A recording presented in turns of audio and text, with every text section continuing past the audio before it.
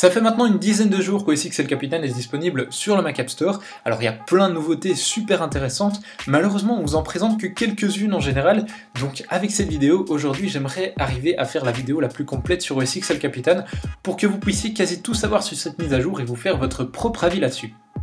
Alors on va commencer par toutes les nouveautés qui ont été présentées par Apple au cas où certains n'auraient pas suivi. Donc on va commencer par la police de caractère qui est maintenant San Francisco, elle a changé. On a également un nouvel effet qui permet de localiser sa souris, je ne sais pas si on le verra à l'enregistrement, mais donc ça agrandit la souris quand on secoue. On peut désactiver ça dans les préférences système, dans accessibilité juste là, hop, cocher, décocher, voilà. On a également quelques nouveautés du point de vue du spotlight qu'on peut déjà bouger, ça c'est cool ou pas, enfin je sais pas. C'est un petit peu aimanté donc ça vous permet de le remettre à sa place et on peut faire des recherches sur la météo, le sport, les vidéos en ligne, la bourse et les transports en commun, enfin pas partout, j'y reviendrai juste après. La grosse nouveauté dont tout le monde parle, c'est évidemment le Split View qui permet d'utiliser deux applications l'une à côté de l'autre. Merci Samsung, merci à Windows. Alors on peut également dans Safari afficher des pin tabs. Oh là c'est Google Chrome qu'on copie. Donc ça permet d'ouvrir ces sites épinglés, ça les ouvre directement quand vous ouvrez Safari. Et puis vous voyez ici aussi que j'ai une icône de son qui permet de couper le son directement sur les sites qui utilisent du son, donc ça vous permet de localiser directement d'où vient le son qui sort de votre Mac. Alors dans Plan, on a également les transports en commun, et puis ce qui est sympa aussi avec Plan maintenant, c'est qu'on peut directement envoyer un plan à son iPad, son iPhone ou son iPod Touch. Ça peut être sympa si vous prévoyez votre plan sur votre Mac et que vous partez ensuite avec votre téléphone ou votre iPad. Ensuite, eh bien, dans Photos, on peut maintenant ajouter des extensions pour modifier des photos. Ces extensions, vous les téléchargez sur le Mac App Store, c'est un petit peu comme sur iOS. Et puis, on a également l'application Notes qui permet d'afficher des notes un petit peu mieux qu'avant. Donc, on peut faire des checklists comme ça. On peut également changer le type d'un texte. J'entends par là titre, en-tête, corps, liste à puce, liste à tiret ou liste numérotée. Et puis, on peut ajouter plein de trucs aussi à nos notes. On peut ajouter des photos, des vidéos, des liens web, de la localisation, c'est-à-dire des liens de plans en fait si vous voulez. On peut ajouter également des PDF ou des documents et ça en drag and drop, donc il suffit de glisser quelque chose dans une note et il va l'ajouter automatiquement. Et ensuite eh bien, tous ces trucs que vous ajoutez, vous pouvez les regarder dans le navigateur juste là. C'est classé par photo, esquisse, puisqu'on peut également dessiner uniquement sur la version Notes pour iOS les plans, les sites web, l'audio et les documents. On a également le Mission Control qui a été un petit peu modifié, alors tout le monde s'est excité là-dessus, j'ai pas trop compris pourquoi, puisqu'en fin de compte on a juste le flou qui a disparu et la barre là qui est un peu plus petite, mais donc voilà, par ça il n'y a pas de grosses nouveautés.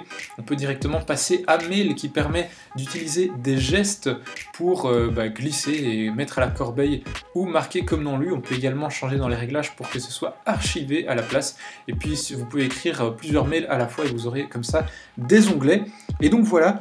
C'est à peu près un petit tour des nouveautés d'OS X El Capitan.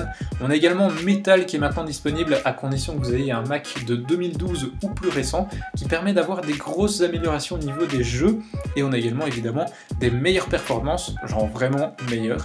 Donc voilà, ça c'est grosso modo les nouveautés dont Apple a parlé. On arrive maintenant dans la partie de cette vidéo qui est vraiment intéressante, c'est-à-dire quelles sont les nouveautés dont on ne parle pas beaucoup, voire même pour certaines d'entre elles dont on n'a pas du tout parlé. C'est parti. Alors on a l'utilisateur de disque qui change complètement de design. Pour rester dans ce qui est un peu design, on a aussi une nouvelle roue d'attente ainsi qu'un nouveau design des boutons. Sur OS X 10.10, ils sont tous blancs. Ici, c'est un petit dégradé de gris qui donne très sympa, je trouve.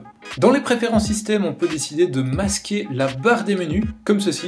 Et donc quand on passe la souris en haut, elle s'affiche, comme avec le dock, ce qui permet d'avoir un plein écran sans plein écran. Je sais pas si vous voyez ce que je veux dire. Le dashboard est toujours bien présent dans OS X El Capitan, mais il est désactivé de base. Il faut aller dans Mission Control, dans les préférences système, et l'activer ici, par exemple en tant que space, ce qui permet de l'avoir juste là. Dans les mails, on peut également annoter les images avant de les envoyer. Au niveau de la sécurité, on a une grosse nouveauté sur El Capitan qui s'appelle System Integrity Protection. Alors jusqu'ici, on avait pas mal de grosses sécurités sur notre Mac, on avait le Gatekeeper, le Firewall. Eh bien, cette nouvelle sécurité va vraiment rendre très compliqué l'installation de virus sur votre Mac. Ceci dit, ça empêchera certains logiciels de fonctionner, on y reviendra dans une autre vidéo. Au niveau de Safari, on passe donc en version 9 et Safari consomme beaucoup moins de batterie et devient aussi beaucoup plus rapide. Il peut même être jusqu'à 6 fois plus rapide que Chrome et Firefox pour afficher certains éléments JavaScript. Et puis ce qui est très intéressant aussi, ça m'étonne qu'on n'en ait pas parlé, mais vous avez sans doute entendu parler des adblocks, donc des bloqueurs de publicité sur iOS. Eh bien on va pouvoir utiliser la même chose sur Safari. Alors vous allez me dire, Ouais, bah ça existait déjà depuis un bon bout de temps. Sauf qu'il s'agit d'un nouveau type d'adblock qui va rendre encore plus rapide votre navigateur. Donc ça supprime tout à fait les publicités au lieu de les masquer comme les adblockers le font maintenant. On a également la possibilité d'ouvrir des fenêtres privées ou de bloquer les cookies tiers qui vous suivent partout. Et puis on a également le mode Reader qui peut être personnalisé juste là, donc vous pouvez choisir un peu comme dans iBooks la taille de police, la couleur du fond et le type de police de caractère que vous voulez utiliser. Et puis pour terminer avec Safari, on a également un mode sandboxing maintenant pour les pages web, ce qui veut dire qu'au niveau sécurité, eh bien une page web ne peut absolument avoir aucun effet sur votre Mac, en tout cas aucun effet malveillant. Au niveau du calendrier, on a deux grosses nouveautés. Tout d'abord, le calendrier peut voir dans vos mails quels sont les événements qui ont été prévus. Si vous avez été invité à un événement par exemple, eh bien il va vous proposer de l'ajouter automatiquement au calendrier. Et puis il peut voir aussi quelle est la circulation sur la route. Si vous avez prévu de partir pour un trajet qui dure une demi-heure, s'il y a beaucoup de circulation, il va plutôt vous prévenir de partir 45 minutes avant votre événement par exemple. Si vous avez l'habitude de prendre l'avion, eh bien votre Mac peut vous donner des informations sur un vol. Il suffit de noter le nom du vol et ensuite eh bien, vous cliquez comme ceci et il vous donne pas mal d'informations sur le vol. Dans l'application photo, on a également un album photo avec toutes les photos supprimées, ce qui veut dire que vous pouvez les récupérer si vous supprimez un album ou une photo par erreur. On revient dans Safari, mais ça peut se passer dans n'importe quelle application dans laquelle vous avez ce petit menu partagé. Maintenant, vous pouvez créer une note ou même un rappel à partir de ce menu partagé. Donc si vous tombez sur une page internet intéressante ou un truc à lire, eh bien vous pouvez créer un rappel pour le lire plus tard par exemple. Si on va faire un tour dans le Notification Center, hop, dans Modifier juste là, vous voyez qu'on a localisé Mes Amis qui était jusqu'ici un service uniquement pour iOS. Concernant Safari de nouveau, eh ben dis donc, on a également la possibilité de choisir à chaque téléchargement ou enregistrer le fichier qu'on veut télécharger.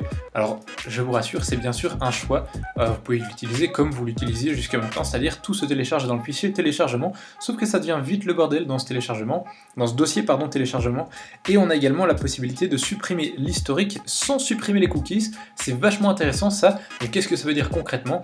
Eh bien ça veut dire que contrairement à jusqu'à maintenant, quand vous supprimiez votre historique, ça supprimait aussi tous vos cookies et donc vous étiez obligé de vous reconnecter à Facebook, Twitter, YouTube, etc. Maintenant, ce n'est plus le cas. Vous pouvez seulement supprimer l'historique sans supprimer les cookies et donc sans devoir vous reconnecter plus tard. Si on fait un clic droit sur un fichier, eh bien on peut le renommer et si je fais Alt, eh bien vous voyez ici que je peux copier Alzheimer en tant que nom de chemin, c'est-à-dire que vous copiez la localisation où se trouve le fichier. Dans votre application de graphisme préférée, eh bien vous verrez aussi que le sélectionneur de couleurs a changé un petit peu, surtout au niveau des crayons juste là. Dans les préférences système de moniteur, eh bien vous voyez juste là qu'on a un nouveau réglage de compensation de luminosité ambiante qui permet de mieux voir l'écran de votre Mac quand vous l'utilisez en extérieur. Alors ça, il faut voir sur votre Mac si c'est disponible parce que ça n'est pas disponible partout. Il faut un Mac Retina portable et je pense qu'avec les MacBook Pro de 15 pouces, ce n'est pas disponible. Alors ça, vous le savez quasi tous, ça paraît évident, mais c'est une nouveauté. On a évidemment des nouveaux fonds d'écran, dont celui-ci que je trouve magnifique. Alors avant, si vous faisiez un copier-coller d'un gros fichier qui avait une erreur pendant le transfert, eh bien vous deviez recommencer tout depuis le début. Avec OS X Capitan, eh bien ça recommence là où il s'était arrêté. Donc si vous aviez déjà transféré 20 Go, eh bien vous recommencerez à 20 Go.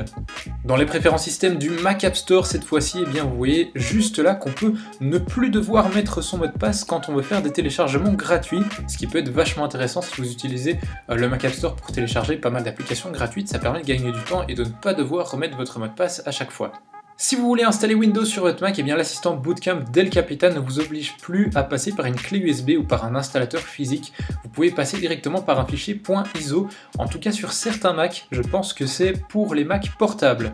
Alors grosse nouveauté au niveau de la sécurité aussi pour iTunes, on peut maintenant activer la double authentification, ce qui ajoute beaucoup de sécurité pour votre Apple ID.